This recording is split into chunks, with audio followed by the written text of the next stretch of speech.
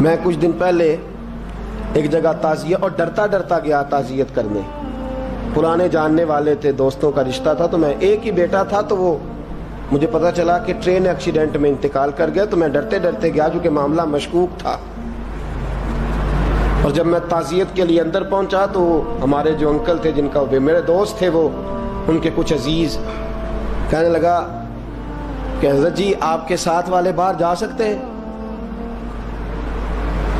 تو میں نے کہا چلے جاتے ہیں. میں دوستوں کو گاڑی میں بھیج دیا, اور جب میں نے اس سے بات چیت کی, کہنے لگا میرا بیٹا ایکسیڈنٹ تو میں نے بنایا ہے, وہ تو خودکشی کر کے مرا ہے. شادی کے 11 سال بعد خدا نے ایک بیٹا دیا تھا, اور مجھ سے غلطی یہ ہوئی, میں نے کہا میرے بیٹے کو تکلیف کوئی نہ آئے. اس کے منہ سے جو نکلا میں نے اسے دیا, جو اس نے مانگا میں نے دیا. کہتا ہے جو شخص 16,000 مہینے کا کمائے اور بیٹے کو 40,000 کا موبائل خرید کے دے, کہتا ہے میں نے ہر سہولت اسے دی. پھر ایک امیر کی لڑکی سے یونیورسٹی میں پڑھتے ہوئے اس کا تعلق بنا. بچی کے میسج بھی میں نے اپنے موبائل, اس بچے کے موبائل میں دیکھے, اور اس لڑکے نے جو میسج سینڈ کیے وہ بھی میں نے دیکھے. پھر میں گھر پہنچ گیا, میں نے بیٹے سے منتیں کی کہ بیٹا وہ ہمیں رشتہ نہیں دیں گے, ہماری برادری بھی چھوٹی ہے اور ہمارے جیب میں پیسے بھی کوئی نہیں. پھر میں ان کے گھر گیا, بیٹا نہ مانا, اور میں نے اس شخص کو بلا کے کہا تیری بیٹی کے میسیج ہیں, خدا را خیال کر, اور تیرے تو 7 بچے ہیں, میری گود میں تو ایک ہی پھول کھلا ہے, میں کدھر جاؤں, خیال کر. اس نے کہا دوبارہ تو نے نام لیا تو ایسے کیس میں باپ بیٹے کو پھنساؤں گا کہ ساری زندگی نکل نہیں سکو گے. نے کہا میں نے بیٹے سے کہا کہ بیٹا میں نے پگڑی تک رکھی ہے پر مجھے رشتہ نہیں ملا, تو باز آ جا. کہنے لگا 3 راتیں میرا بیٹا سویا نہیں, اور مجھے کہنے لگا حضرت جی وہ 4تھی رات سویا ہے تو دوبارہ اٹھا نہیں. مجھے کہنے لگا مجھے اجازت دو کہ میں اس بیٹی کو بھی قتل کر دوں اور اس کا باپ بھی قتل کر دوں, میرا تو گھر اجڑ گیا نا. وہ کہنے لگا میں کبھی کبھی دوستوں کے پاس جا کے رات گزار لیتا ہوں اور میں اپنے دل کو سکون دے لیتا ہوں, لیکن اس کی ماں اس کے جوتے سینے سے لگائے پھرتی ہے, اس کی اماں اس کے پرانے کپڑے لے کے سینے سے لگائے پھرتی ہے. کہنے لگا حضرت جی کوئی کوشش کرو, کوئی دعا کرو کہ اللہ مہربانیاں کرے. میں کہہ تو نہیں سکا ان سے, لیکن میرے دل میں خیال آیا کہ کس نے کہا تھا کہ بچہ یونیورسٹی میں کو ایجوکیشن میں داخل کراؤ, کس نے کہا تھا کہ اس کے ہاتھ میں آگ کا انگارہ دو. میرے دوست, آپ تیز آنچ تیز آگ جلا کے اس کے قریب مکھن رکھو, اور پھر مکھن سے کہو کہ ڈلنا نہ, پھر مکھن سے کہو کہ پگھلنا نہ. بھئی تیز آگ قریب جلا دی اور تو کہتا ہے پگھلنا, یہ کیسا ممکن ہے؟ ہو سکتا ہے؟ بولیے نا, ہو سکتا ہے؟ لڑکا اور لڑکی کٹھے کالج میں پڑھیں, ایک کمرے میں رہیں, ایک چھت کے نیچے رہیں, ایک دوسرے کو دیکھیں, نام جانیں, فون نمبر پاس ہو, اور پھر کہنا کہ تم عشق کا چکر نہ لڑانا, کیسے ممکن ہے؟ اور بڑے سیانے بندے کہتے ہیں حضرت صاحب اعتماد ہونا چاہیے اولاد پہ. میرے نبی پاک کو اپنی بیویوں پہ اعتماد نہیں؟ عبداللہ ابن مکتوم نابینے سے ابھی آئے ہیں تو حضور نے فرمایا پردہ کر لو. حضور کو اعتماد نہیں؟ مصطفیٰ سے پاک گھر کسی کا ہو سکتا ہے؟ فرمایا پردہ کر لو, نقاب ڈالو.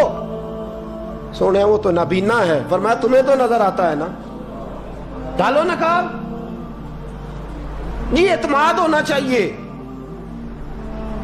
یہ کیسا اعتماد ہے کہ تو تیز آگ جلائے اور مکھن قریب رکھ کے اعتماد کر, یہ کیسا اعتماد ہے؟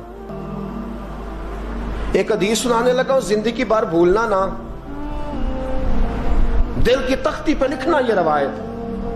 توجہ ہے آپ کی؟ جاگ رہے ہیں؟ باہر والوں کو میری بات کی سمجھ آ رہی ہے؟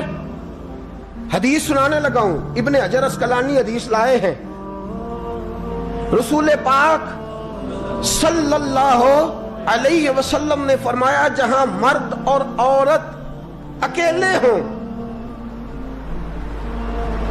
وہاں تیسرا شیطان ہوتا ہے. یہ تو پہلے بھی سنے ہوں گے نا اتنے لفظ. اس سے آگے ہیں ابن حجر حدیث کے لفظ لائے. یا رسول اللہ صلی اللہ تعالی علیہ وسلم، مرد اور عورت اکیلے ہوں تو تیسرا شیطان ہوتا ہے؟ حضور نے فرمایا ہاں. عرض کی حضور اگرچہ وہ نیک ہو. جاگ رہے ہیں نا آپ لوگ؟ اگرچہ وہ جہاں مرد اور عورت اکیلے ہوں وہاں تیسرا شیطان ہوتا ہے. حضور اگر وہ نیک ہو لکھ لو دل کی تختی پر. میرے رسول نے فرمایا اگر عیسیٰ کی ماں مریم بھی ہو اور زکریا کا بیٹا یحییٰ بھی ہو تو میں ان دونوں کو بھی اکیلا بیٹھنے کی اجازت نہیں دے سکتا. فرمایا عیسیٰ کی ماں مریم جو رہی مسجد میں، پلی مسجد میں، جس کی پاکیزگی کا اعلان قرآن کر رہا ہے، عیسیٰ کی ماں مریم.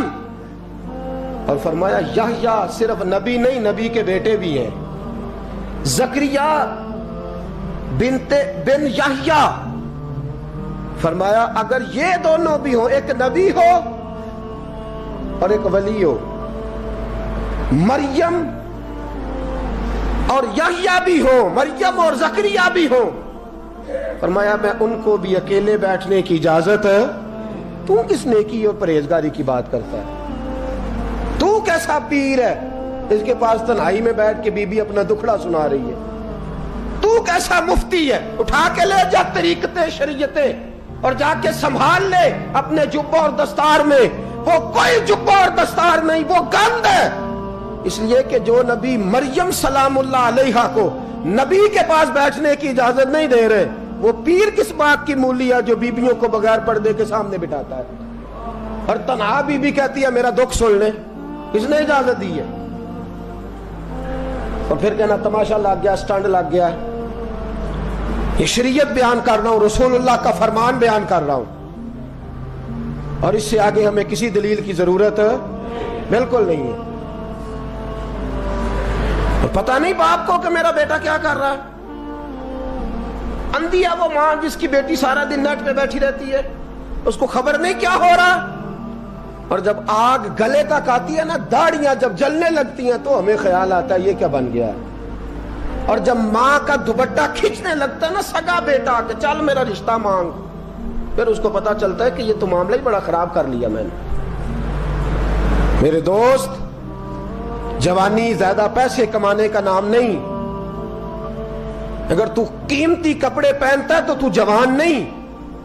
تو 50 کلو وزن بائیں ہاتھ سے اٹھا لیتا تو تو جوان نہیں. اگر تو ڈگریوں کا ڈھیر لگایا ہے اور تیرا دراز اور الماری بھر گئے ہیں تو تو جوان نہیں. اور اگر تو نے اپنے خاندان اور معاشرے میں اونچا افسر بن کے نام کما لیا تو جوان نہیں. جوان اس کو کہتے ہیں جس کی جوانی پاکیزہ ہوتی ہے. جوان اس کو کہتے ہیں جس کی نظر جھکی ہوئی ہوتی ہے. جوان اس کو کہتے ہیں جو حیا کا پتلا ہو. جوان اس کو کہتے ہیں جو شرم کا پیکر ہو. جوان اس کو کہتے ہیں جس کی نظر سے معاشرے کی بہو بیٹیاں بچی ہو. جوان وہ ہوتا ہے، جوان بھی ہو پاکیزہ بھی ہو. جوان وہ ہوتا ہے کہ میرے رسول پاک نے فرمایا صبح قیامت اللہ عرش کے سیدھے جانب جوان کھڑا کرے گا. 30 سال کا جوان، چڑھتی جوانی، خوبصورت آنکھیں، روشن چہرہ، اس کا وجود طاقت والا. نبی آگے بڑھ کے پوچھیں گے یا اللہ یہ کون ہے جو تیرے دائیں جانب کھڑا ہے؟ اللہ فرمائے گا یہ وہ جوان ہے کہ خوبصورت عورت نے اسے کہا تھا میرے ساتھ منہ کالا کر لے، پر اس نے نظر جھکا کے کہا تھا انی اخاف اللہ. نہ بھائی میں تو اپنے اللہ سے ڈرتا ہوں.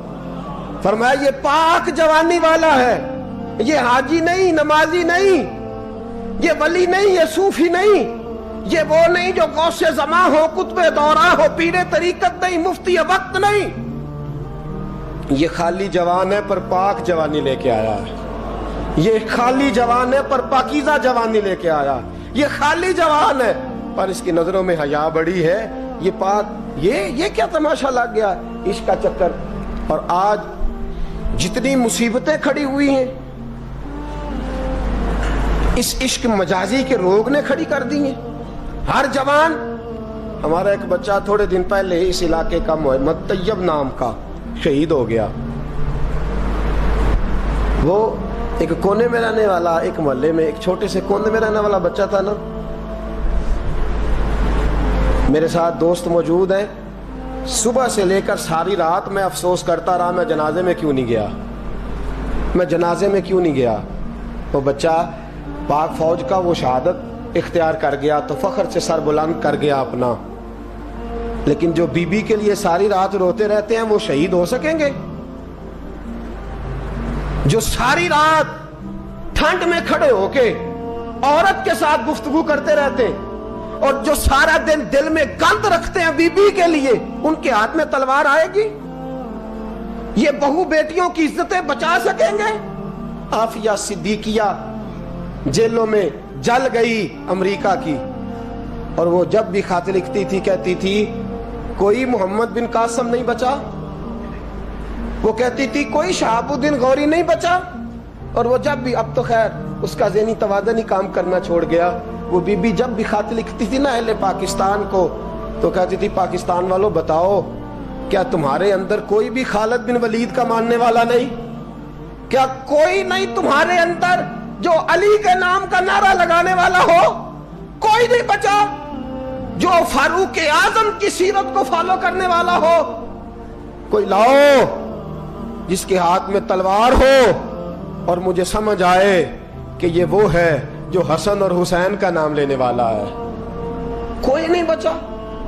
اس لیے کہ گندگی دماغ میں, گندگی دل میں, گندگی روح میں تو اس کام کے لیے آیا تھا.